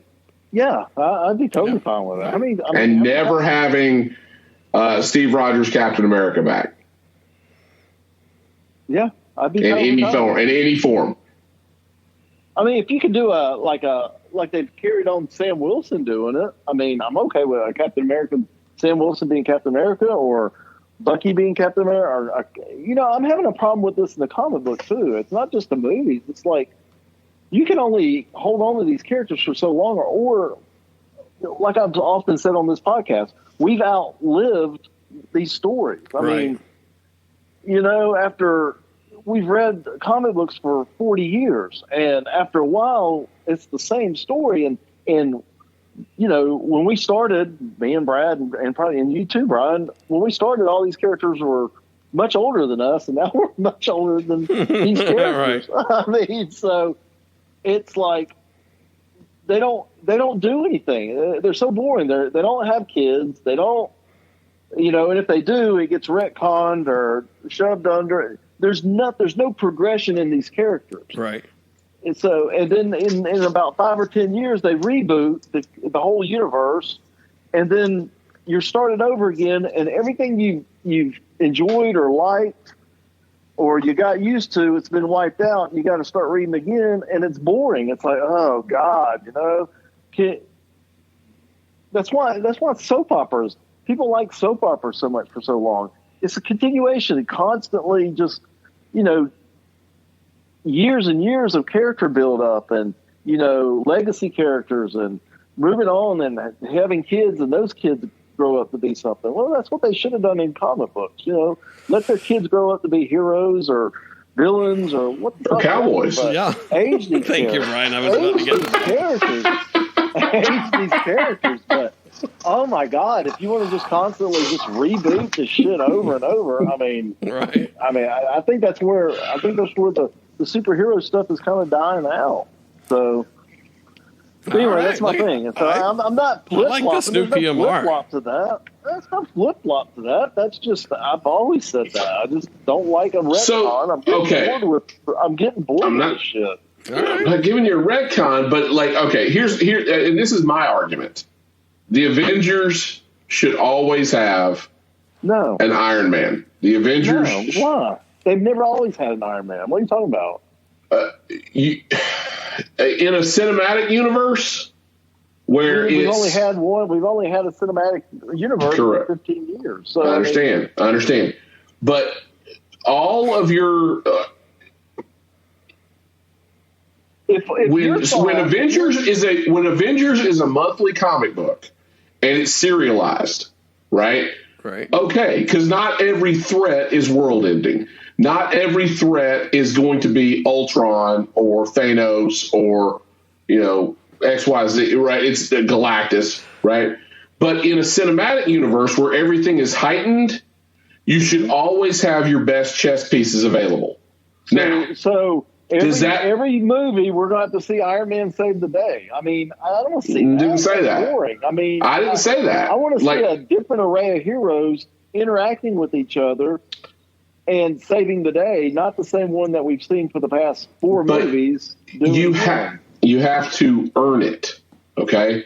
So what you've got is you've got all of these heroes that have been introduced late phase 3 and phase 4, which are not seasoned, have not had the screen time, and did not get the baton handed off to them, right, that are now going to have to field an Avengers team. And it's not compelling. Now, I disagree. You don't know yet. You don't know how they're going to interact with each other. And all right, on a level, okay. All right, so let's pause for a second. On a scale of 1 to 10, how excited are you today for Captain America: Brave New World? I don't know. I could lie and say I'm really just through the roof, but I would prefer you tell the truth. I think the listeners would prefer the truth. Brad, I feel the listeners are owed the truth. Here's my thought. Okay. Okay, let's hear your thought. I don't know how much they're writing for a 55-year-old man. That's what I understand. They are for. But I'm asking you, as the biggest Avengers fan in, obviously in the pod, man, but probably of anyone of any 55-year-old I've ever interacted with, right? You're an Avengers historian. You're an Avengers historian. You know everything Avengers. You love the Avengers, right? But here's the thing. Hold on, but listen. Answer the question. I will. Answer the question. If you tell me, okay, look, here's the team. We're going to put. I want the truth. I'm going to tell you the truth right now. We're going to put Iron Man back in. We're going to put Captain America. No, the question I asked you. On a scale of 1 to 10, right now, how excited are you? A 7. A 7. Did you know they changed the title of the movie, PMR? I did. It's new, Brave New World. Yeah, does that Brave New World. that made it jump up a few points? Yeah, it was a 5 till that happened. But. And you saw the set pictures, and yeah. All right. But, Brian, So you kind of answered your own argument just a few minutes ago, and let me clarify why. Let me tell you why you're wrong. You say who wants to see this? These characters are not built up. They're not strong enough. Blah blah blah blah. Well, that's what's going to make this movie interesting. When they do have an Avengers team, it's going to be like Avengers 16 back in 1965 or 4, when it was the Cap's Quirky Quartet, and it was a weakened team. It was a very strong team, but they had to fight world-destroying things, and they had to come up with a clever way of defeating it. And I think that this is what you're going to see with this new team. You're going to see, they know they're going to be a weakened team. I think the audience will be kind of interested in it because it's like, okay, they're not as strong as the other team, but how are they going to do this? It makes it already more interesting than what we had before. So if you say that, would you rather see the old team or would you rather see a new team? I would see a new team just to see how they handle it. It's different. I mean, that's what makes the Avenger comic book, why it was so popular back in the day, was because you have this rotating roster coming in and out. You saw how they defeated villains, using different power sets, and B, you saw how they interacted with each other and different personalities. So, yeah, I think that's one of the strong suits. I think he's resting his case. I think that's strong suit of what the MCU has that, DC hasn't been able to put together. Yeah, they're churning out this stuff quick, and they're slowing it down now. They've seen their mistakes, that they shouldn't have churned it out so quick. So Disney's pulled the reins back on all that. But in the meantime, these TV shows that they put out, although some of them good, Hawkeye was good, Captain America and Winter Soldier, or whatever the fuck it was called, that was decent. What? Huh? That was decent. It was decent. Trust me. He's a Captain America fan. Yeah, Sam Wilson got it. At no point during the airing of that show did he use the word decent. Well, let me tell you why. I can go back. I'll flip-flop, and I'll tell you why. So he's flip-flopping. Okay. I'm flip-flopping. I'll tell you why. I got a reason. Because the other stuff that came out after was so bad. It made it look good. Okay. It made this one improvement. Go back and watch it now. You'll be like, oh, yeah, this is really good. So they lowered the bar enough to make this palatable? Right. Yeah. Make it decent. They did. So that's all we're going for. What we were talking about. But anyway, that's the thing. Yeah, they're growing their universe. They I think they've seen their mistakes. I think they're kind of reining it back in. They're not throwing shit out so often. I think they're going to. So, can improve. I ask another question now that we've gotten that dissertation answered? Okay, go ahead. What phase 1, 2, or 3 movie, after it was announced, would you say you were only 7 out of 10% excited for? Phase 1, 2, or 3. One of those films would you say, my excitement, it's less than a 7? Thor. I've never been a Thor fan. Thor Dark World. I mean, that was one that's like, Before it came out or after it came out? I'm talking about before. Thor Dark World. I've never been a big Thor fan. I mean, the first Thor I wasn't even that great, because I've never been a big Thor fan. And he was an Avengers, so yeah, I can honestly say that. Can you think of any other ones? Guardians of the Galaxy. Wasn't the first one. Now, once I saw it, I loved it, of course. Well, no, once you saw the trailer, once the trailer came out, you were all in. Well, but I hadn't seen a trailer for Brave New World. So. All right. So I guess case. Okay. So what we have right now from Avengers films coming out, right? The only one we've got in play is Captain America. Right? right? They've announced stuff, but the only thing that's out in any level of production, aside from, I guess, Captain Marvel, is Captain America, right? Brave New World. Okay. And it's Captain America, and it's Falcon, right? You like Captain America, and you like Falcon. Loves him. And it's his own standalone movie, right? You didn't like Thor, okay. You didn't see how Guardians was going to fit, but you should have more goodwill going into this movie than you do. Wouldn't you agree? Falcon's not a new character. You like Falcon. You like Captain America. Don't you think that you should be more hyped than a 7 for this movie? I don't know. I mean, I don't know. I rest my case. No. I don't know. Maybe. But we'll see. We'll see. Oh, God. I mean, Yeah, what the hell? Anyway. Oh, my God. I don't know if this is the worst episode, but it's come close to it. It may be. You think it's bad? It's pretty bad. I'm enjoying it. We'll let the listener decide. So, smash that like button. I'm no flip-flopper. I'm no flip-flopper. He literally just admitted that he was flip-flopping. And then he said he doesn't flip-flop. So that's within itself is a flip-flop. He's a very confusing person to get to know, that PMR. Anyway, all right. I made my point. I made a valid point. You've made a very valid point. Well, I'll oh God, I'll armchair quarterback something for you. Okay. All right. What? A portal opens, and maybe it's during Secret Wars, right? So a portal opens, and out walks Arno Stark, Spider-Man 2020. Okay. I would love it. Because it's a different character. Wait, and that's what I was saying. I was like, I didn't say Tony Stark needed to be on an Avengers team. I said Iron Man needs to be. No, I don't want that fucking Iron Man on the fucking team again. We've had Iron Man on the Avengers team.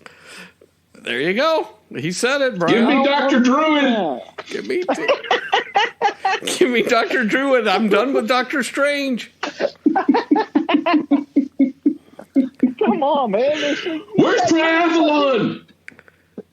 I need justice. I want a comic accurate triathlon outfit. Where's Firestar? Give me somebody good. Give me Speedball. Well, I think Brian's saying that they've already used up all the good Avengers already. I know what he's saying. I know what he's saying. Don't you tell me what he's saying. I know what he's saying. Don't you tell me what he's saying. Oh, my God. I don't need you to interpret it, Brad. So as we wrap up tonight's episode. I know exactly what he's saying. I don't need you to Bradsplain it to me. Yeah, Bradsplain it. Bradsplain it. I do not need your help. I'm going to wrap up. Look, what Brian's been trying to tell you the past 20 minutes is... He likes G.I. Joe. I like G.I. Joe. Me like G.I. Joe. Oh yeah, God. Yeah. Okay, so what's coming up? Do we have anything to look forward to? The Flash. We got the Flash to look forward to. Yeah. Not me. I've already seen it. Indiana Jones, maybe? I'll see Indy. Yeah, I'll see Indy, but it goes back to what I was saying. I don't want to. You know, an 80-year-old Harrison Ford ain't exactly what, ask me what a scale of 1 to 10 I'm excited about seeing that. Just don't go see Well, on a scale of 1 to 10, what are you excited to see? 4. So what is the next movie or TV show you're excited about seeing, PMR? Justified. What are you talking about? Okay. Gemstones? Not Gemstones? Yeah, well, that Venture Brothers and Justified, and Gemstone. Well, that's much about. Yeah. We got Oppenheimer. I'm excited for Oppenheimer. Yeah, a nice Christopher Nolan movie. Brad, you gonna see that? It would probably be good to see it in the theater, but I don't think I want to spend 3 hours doing it. That's my problem.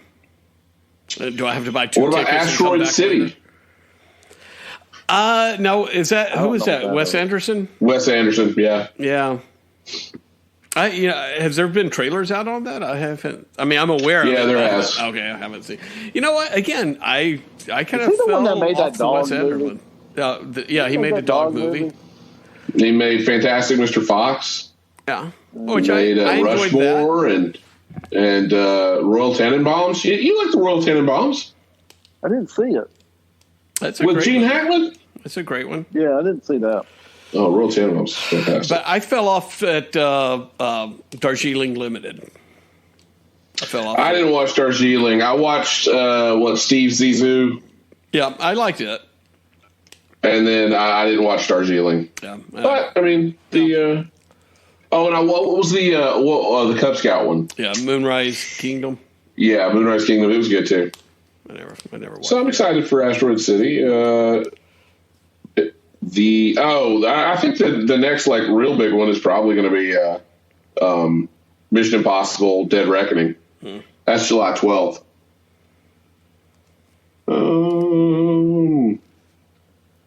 Then we got August 18th is Blue Beetle. I totally forgot it was still coming out. Oh my god, I forgot Everybody that was coming out. Poor Miguel. And then we've got the Seth Rogen animated Ninja Turtles movie, which the kids are hyped for it.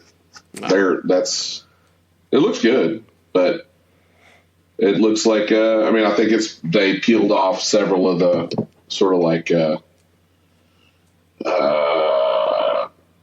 production folks from Into the Spider-Verse. So they're trying to recreate the Into the Spider-Verse magic. Okay. Ninja Turtles verse. There's I hadn't seen one of those. What was the one Megan Fox was in back in the 2010s? Mm-hmm. Yeah. I think I was the only one that actually liked that one. The muscular ones. Yeah, when they're ripped. Yeah. All right. So Barbie movie looks pretty good. Lots of stuff to look forward to. The Barbie movie. Barbie? Oh, yeah. Lots of pink. Yeah, I'll probably pass on that. Well, you know what it gives me the vibes of, though, is the Brady Bunch movie. Yeah. Oh, it does. I wish I could find that on streaming. It was. Those were good films. Although I guess I need to look before I complain. I wish I could find it on streaming. I haven't looked. Brian, go find it for him. Yeah. Yeah, Brian, can you do that and send it to me? No, I'll see what I can do. All right. See what I can do. Well, we are back. So let's try to reconvene for the Flash movie next week. I feel like this was a good one. I stand by this one. Now, I may change. I may flip flop after I re-listen to this. I'm at the low battery mode now. Brian's just making excuses now trying to get off. Well, I'm up the low battery mode. Low battery going mode. through a tunnel. We can still see you, Brad. Oh, sorry. Yeah, PMR's been off camera the entire time. I think he's been in the bathroom. No, I can see him. I'm just listening to all I see is a blurry everything. background. They're chilling out. I don't see him whatsoever. So Yeah, why have you got your background filtered? I know what kind of toys you have behind your head. Are we meeting next Thursday? Huh? Are we going to try for next Thursday? Do Thursday night? To record something? Yeah. Next Thursday? We can try, I guess. I mean, Sure. what are we going to talk about? Well, we may want to get back to some of our prior formats. The streaming wheel or a great geek debate. Yeah, we used to have it. Like we used to have it. what was when I would do the deep dive? That was it. No, when I would break down a movie, it was like moments in cinematic history, failures. Yeah. Yeah, we could. We could do that. Or we could just ramble talk for 2 again in hours. August. I think it feels better that way, right? I mean, just talk again in about a month. We'll have so much to talk about. No, that's too much to talk about when we wait that long. No. Yeah. We'll do it like next Thursday. Maybe. Well, I was going to say. Well, what are we going to talk about next Thursday? Flash. Does it come out then? Will you have seen it by then? It comes out the 16th. That's next Friday. Yeah, you wanted to podcast on Thursday. Oh, wait a minute. Okay, not this Thursday, but next Thursday. Next. Not this Thursday. Yeah, that's this Thursday. He's talking about next Thursday. Thank you. Oh, okay. In 2 weeks. That makes more sense. Yeah, I like that. That's an okay thought, I guess. Considering I've been to Atlanta and back, or Augusta, technically. Close enough. I've been in the car for like 13 hours the past 3 days. Yeah. I got some podcast recommendations for you, PMR. Oh, I've got one for y'all. I was going to say real quick. This one. Go ahead. What do you got? Fly on the Wall. It's David Spade and Dana Carvey. Yeah. Interviewing. Pass. The Sunny Podcast. Oh, I listened to that. That's a good one. Love the Sunny podcast. And honestly, like the one I probably enjoy most is Conan O'Brien Needs a Friend. Oh. Conan O'Brien needs. Alex turned me on to Smartless. Have y'all listened to that one? I listened to one Smartless. It's really good. I've listened to like 4 or 5 of them now. Jason Bateman and those other guys. Sean Hayes and Will Arnett. Yeah. They just Sean Hayes just kind of sits there, but the other two are really funny. Well, I listened to the Joaquin Phoenix one, so it gets a little heady. Like it's, it's kind of interesting. They'll get into some of like the craft stuff, so it does a little bit of like the inside the actor studio kind of stuff. Sometimes they get a little, or Bateman tries to. You need to listen to a few more of them. They're really pretty good. Well, you need to listen to Conan O'Brien Needs a Friend. All right, I'll give that one a try. He interviews Timothy Oliphant apparently pretty regularly. Oh, really? Because they're like best friends or something. So, I'll give it a try. I'll give it a shot, man. I'm always looking for good podcasts. So. Oh, there you go. Always servicing our listeners by turning them to somewhere else. Yeah, you can listen to a good podcast. Yeah. Well, this is why we put it at the end of the episode, not at the beginning. Yeah. If we put this at the beginning, fast forward 2 hours. They go, here's what we could be listening to. Yeah, this is what you should have listened to. Yeah. Sorry about that. Yeah, we apologize. All right. Well, very good. I'm running out of power here. So until... PMR just left. PMR's gone. All right, you're going to have to cue us out, Brian. Until next time. Same podcast. Thanks.